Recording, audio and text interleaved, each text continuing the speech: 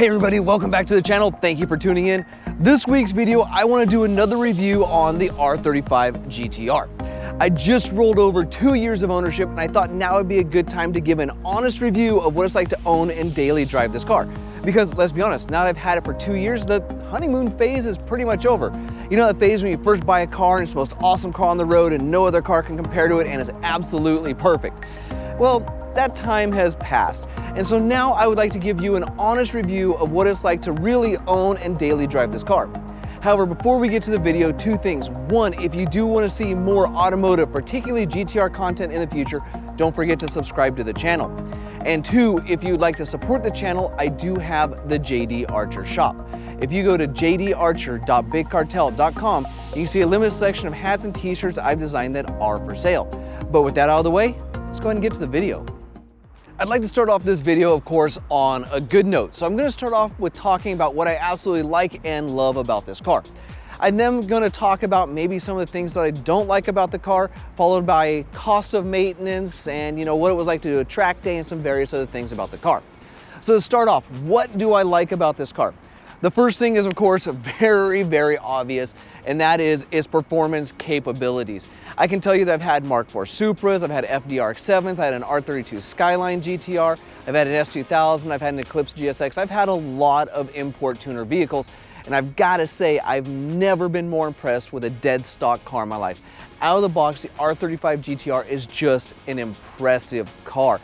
When you use launch control on this, it puts you in your seat like nothing else. That 0 to 60 time of 3.2 seconds or 2.9 if you have an EVA is really, really impressive. The other thing is the handling is actually really, really good. So I'm used to things like my Supra, which was a very, very good car in a straight line, but only okay in the corners. Or I had my FDRX7, which was a phenomenal car in the corners, but not so quick in a straight line. And that's because both those platforms had different goals in mind. Whereas the R35 GTR feels a little bit more rounded. It has a lot of power for those straight stretches, but can also handle corners really, really well. And of course, I discovered this when I was doing my track day up at Streets of Willow. The car was just an amazing performing car to the point that it actually kind of outperformed me. After doing one day at the track, I realized that I really have no desire, well, let me rephrase that. I have a lower desire to make this car more powerful until I become a better driver myself, maybe with some instruction or just more seat time on the track. Another thing I like about this car is the actual look of the car. It's a nice looking car, it's very aggressive. With most cars nowadays trying to play kind of more of the middle of the road and apply and just kind of appeal to a wider variety of people, this car said, no, we're going for a much more aggressive look. In fact, the person that designed this car actually said they designed it after watching Gundam, so it has kind of that cool futuristic robot attack look. Not only that, but the look of this car is extremely functional. This car has some of the lowest drag coefficient of any car I've ever owned. When you take a look at the Supra, I believe its drag coefficient was a 0.32, where the drag coefficient on this car is only a 0.28, which means every part of this car is functional, and I love that. I hate when they put things on cars just for aesthetic purposes or to appeal to somebody. No, this car was built for a purpose. The other thing I like about the car is something not a lot of people might think about, and that is the suspension. Now, the cool thing about the suspension is it has different modes. Now, you can put your car in regular mode and drive around. That's what it is when you first turn it on. If you're going to be making a longer drive, you just push the switch down to put it in a comfort mode, and it does soften up the suspension. And then, of course, if you're going to be carving up some canyons or going to the track, they have R mode. So it's kind of nice to be able to adjust your suspension from within the cabin without having to drop a bunch of money on like some Tay Street Advance with the EDFC conversion kit on it. So this car is very well set up. It's also very comfy. The other thing that was very surprising about this car when I got it was just how quiet it is within the cabin. Whatever they did to design the sound deadening within the cabin, they did a phenomenal job. So that's another thing, especially because I've driven this car from Seattle all the way to Los Angeles, and you'd think that having an aftermarket exhaust, that drone would get annoying after a while.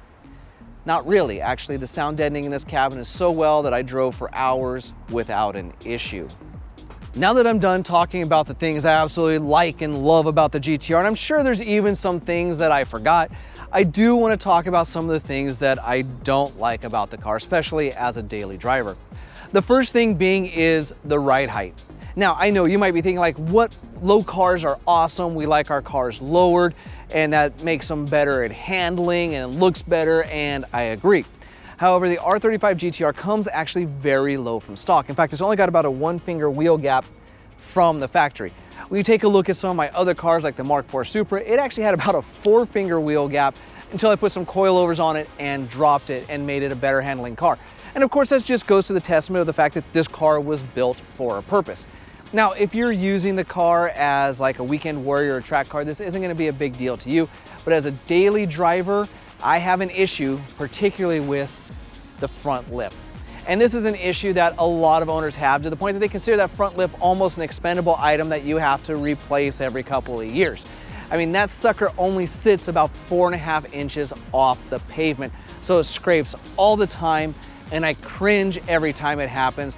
And it scrapes on some of just the most everyday things. Some driveways that are too steep, it'll scrape. Even some intersections, like, you know, the intersection I'm talking about, where it kind of comes and has the dip and it has a hump as the other road goes across, it'll scrape. And the worst part is parking blocks. Now, because of this, I do tend to back my car in as often as I can, because the rear bumper sits higher and it has that great backup camera so I can see how deep I am into the parking spot. However, as you know, that's not always an option, and that front bumper is at just the perfect height, where if there's a parking block, if you pull too far forward, that front bumper will scrape and clear it. But then when you try to back up, it wants to try and rip the front bumper off the car. It is a very annoying thing, and it is just one of those things that makes you nervous anytime you have to nose into a parking spot. And you add to that the fact that it's kind of difficult to gauge where that front bumper is from the cabin, because the hood slopes down. Anytime you pull into a parking spot nose first, you're always either worried that you're not going to pull in enough, or you're going to pull in too far. You're going to hear that crunching sound and know that when you back up, you may rip the front bumper off your car. And that's just something that's really, really annoying about the car. The other thing that I find really, really annoying about the car is the seats. Now, that's not to say that the seats aren't comfortable, because like I said, I did drive this car from Seattle to LA, and those seats were great, super comfortable, didn't have an issue at all. My issue with the seats is I feel like they sit just too high, to the point that it feels like I'm almost driving like a lowered truck, which is not the sensation I want when I'm driving a GTR. I want to feel low to the pavement. I want to feel connected to the road, and I just don't get that with the seats that are in this car. What's even more annoying is when I get in my wife's Camry, those seats sit lower to the pavement than my GTR, and that just shouldn't happen.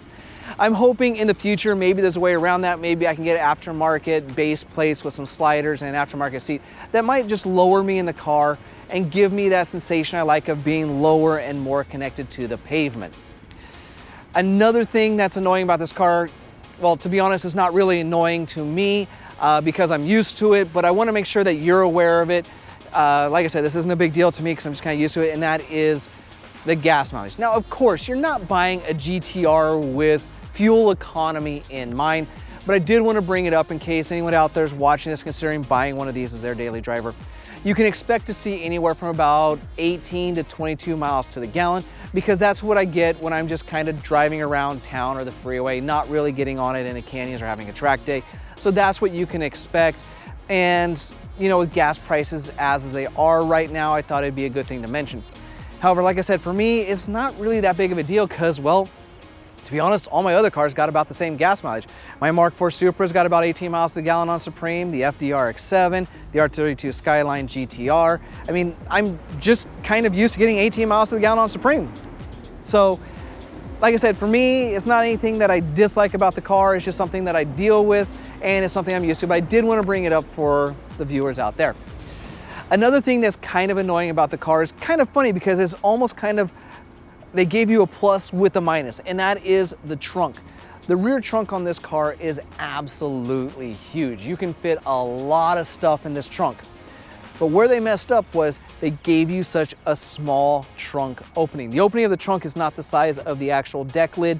It's actually much, much smaller. So if you have to finagle some bigger stuff into the trunk, like maybe say a set of golf clubs if you're into that, it's gonna be very annoying to get them in and out of the trunk because it has such a small opening. So like I said, it's both kind of a plus and a minus. So you get a big trunk, but Nissan didn't give you a very big opening to fully enjoy the trunk. Another thing that might be a little bit annoying, and like I said, I'll deal with it because I kind of like it to a certain extent, is the overall suspension. Now this is a 2013. They retooled the suspension in 2015. Now before 2015, even when you put the suspension in comfort mode, it's still really stiff. So if you're going over some rough road, it's still gonna be very, very jarring. For me, I kind of like it. I like feeling everything on the road. It doesn't bother me too much. But if you have a passenger, be prepared to hear some complaining because they're gonna be getting jostled all around and they're probably not used to it. Like I said though, that's only kind of a minor thing. I like the stiff suspension. If I ever do change the suspension on this because its shocks go bad or whatever, I'm probably just gonna pick up some 2015 suspension and drop it in. That way I get to keep that adjustability from in the cabin. It's still a stock Nissan part, and I have driven a 2015. When you put it in comfort mode, there is an extremely noticeable difference between comfort mode, regular mode, and R mode. So Nissan did make the suspension as time went on, but there again, something that I don't necessarily hate about the car, but I did want to bring up if it's something that might kind of dissuade you, or if you're shopping for a GTR, maybe you should look for a 15 and above. So those are the things that as a daily driver, I've kind of taken notice of. As you said, you know, I don't hate the car. Definitely the positives outweigh the bads, but I did want to talk about some of the things that are a little bit annoying about it. Next, I want to talk about issues I've had with the car and cost of maintenance. Now, in my opinion, this is probably going to be the most important segment of the video because, well, there's a lot of misinformation out there.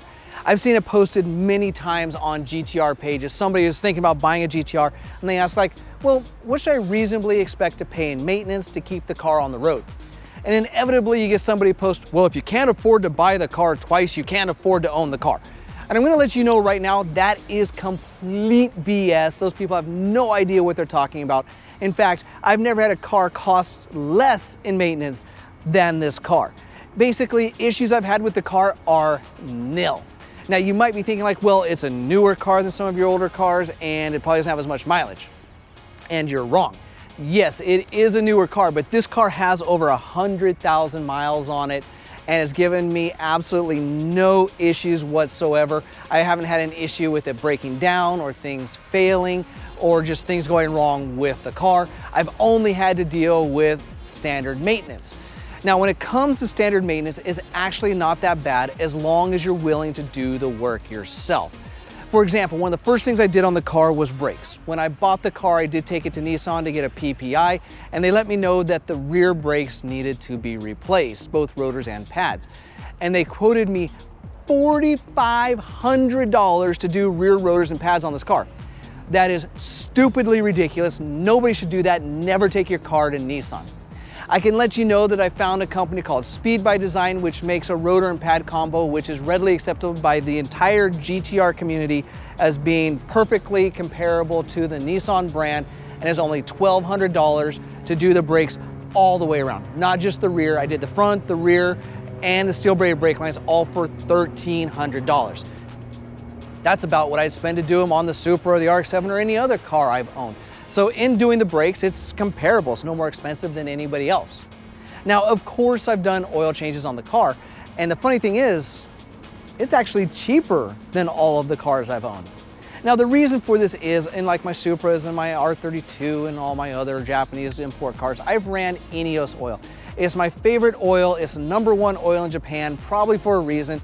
And I've just always seemed to run it. And it can be a little expensive. Where with this car, Nissan recommends that you run Mobil 1.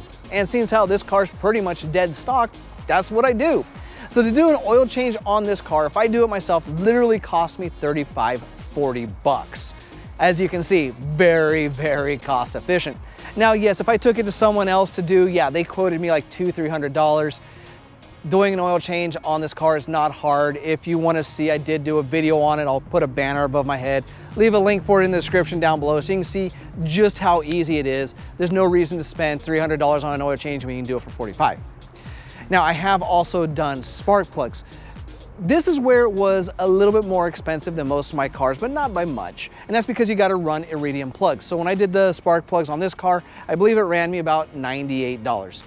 A little bit more than I'm used to, but not break the bank expensive. Whereas like when I did spark plugs on the Supra, it ran me $40. So if you think of it, it's almost comparable to the Supra, just flip-flopped. The oil's cheaper on this car and the spark plugs are more expensive, where on the Supra, the oil's more expensive and the spark plugs are cheaper. So it's really kind of comparable. So maintenance on this car is not bad at all. I will let you know that pretty soon I am gonna have to do the dreaded transmission fluid. Now this is where the car got a bad rap as far as cost goes, because it used to be about $700 to $800 to do a transmission fluid change on this car, even if you did it yourself. Fortunately, the price on dual clutch transmission fluid has really kind of dropped. I've been pricing it out. I can get Motul transmission fluid. It's gonna run me about $180 for 10 quarts. And I'm gonna get the radium transmission filter, which will run me another $130. So I'm gonna be in it for maybe about $300 to do the transmission fluid. So it's gotten a lot cheaper over the years. One of the things that I did have to do for maintenance though that was really expensive, and it's because I psyched myself out and didn't want to do it myself, was the timing chain. Now, typically at around 100,000 miles on this car, you do want to do the timing chain, but you really don't have to till you get the dreaded P0011 code. And the car did throw that code, which let me know that it was time to do the timing chain. Now, if I'd done it myself, it probably would have run me about $1,800 to $2,000. But I really psyched myself out. I actually paid Specialty Z, who's like a phenomenal GTR guy, Sebastian. If you have a GTR in the SoCal area, that's the only guy I trust to take any GTR to, R32 all the way through R35. But he charged me about $5 grand to do a timing chain. Yeah, that was a good chunk of change, but it's something that you only have to do every 100,000 miles. And like I said, if you do it yourself, you're only looking at about $2 grand. I just psyched myself out because I've done timing belts on Supras and, you know, the Skylines and the Eclipses. And with those, I knew that even if I screwed up the timing belt and I messed up the engine, even though I would cry about it, those engines weren't horribly expensive. I mean, even now you can get a 2JZ engine for about maybe $4,000 or $5,000, where the engine for this car, the cheapest I've seen a used one go for is 14 grand. So in that, I psyched myself out and I kind of didn't do it. I paid someone to do it. So that was the largest expense on maintenance I've had to do on this car, $5 grand for the timing chain.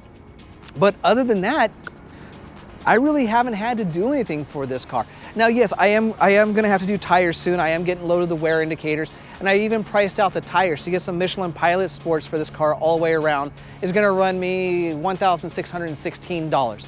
So no more expensive than any other car. So in that, this car has given me almost no issues, despite the fact that it's got over 100,000 miles on it, and the maintenance on it has been cheaper than any other car I've owned. The last thing I want to talk about when it comes to the R35 GT-R is something that, well, really is only going to affect a portion of you. And that is the R35 as a family car. Now, you might be thinking, well, this wasn't exactly something you were expecting from a 2-year review, but it kind of makes sense when you find out that 6 months ago, I had the life-changing event of having my first son. So it became a question of whether or not the GT-R would adapt with me to become a family car. And I've got to admit, for a while there, I was a little worried. I was thinking I was gonna have to sell this car that I've worked so hard for, saved up for, dreamed about having, and get a 4-door, like maybe a Stinger or something like that, just so I could accommodate having a kid. I did make the decision though during that to actually hold on to the car for the first month just to see if I could make it work. And I'm very happy that I did, because actually the R35 GT-R works perfectly fine as a family car. There's plenty of room in the back seat to fit a car seat. When you tilt this chair forward, the car seat fits between it and the B-pillar without an issue. In fact, I pick up my son on a daily basis from daycare, so I'm constantly having to get the car seat in and out. This car has a ridiculously huge trunk, which means I can carry everything I need when I'm taking the kid out and about or to a family event or whatever. I fit in his stroller, his bassinet, his diaper bag, and whatever else we need to keep him happy and comfy. Now, if you're somebody that's thinking about having a kid and already owns a GTR, or you have kids and you're thinking about buying a GTR, I did a full video on this. So I will leave a link for it in the description down below, as well as put a banner above my head. If this is an issue for you, go ahead and check out that video, and I hope I'll answer any question you have. But with all that being said, for the final review of this car, I've definitely got to say this is probably my favorite car I've ever owned. And yes, as I said, I've had Mark IV Supras and R32 Skylines, and those were all great and fun and all, but none of them can really do everything that this car can do. Not only is it an amazing performing car, it's fast in the straightaways, can corner well, great in the canyons. I had an absolute blast taking it out on the track, but it's also a great Grand Tour car. It is a true GT Grand Tour car. I drove from Seattle to LA with no issues whatsoever, and I would do it again if I had to. In fact, I might do it again just for fun. It has given me absolutely no issues. I've had nothing break on this car. The maintenance on it is very, very cheap, especially if you do the work yourself. And the car actually adapts just as I've had to with changes in my life. So this is an absolute phenomenal car. And like I said, probably my favorite car I've ever owned. And there it is, my honest review of the Nissan R35 GTR after 2 years of ownership and using it as my daily driver. I hope you enjoyed this video. If you did, go hit that thumbs up button to let me know. It does help the channel out a lot. As I did say at the beginning of the video, if you'd like to see more automotive, particularly GTR content in the future, don't forget to subscribe to the channel. You can also follow me on all forms of social media, which include Instagram, Twitter, Facebook, and TikTok. I'll leave links to all those in the description down below. If you have any questions or you feel there's anything I missed in this video, go ahead and post in the comment section. I will respond to you. I thank you all for watching, and until next time, forget everything else, focus on the finish line.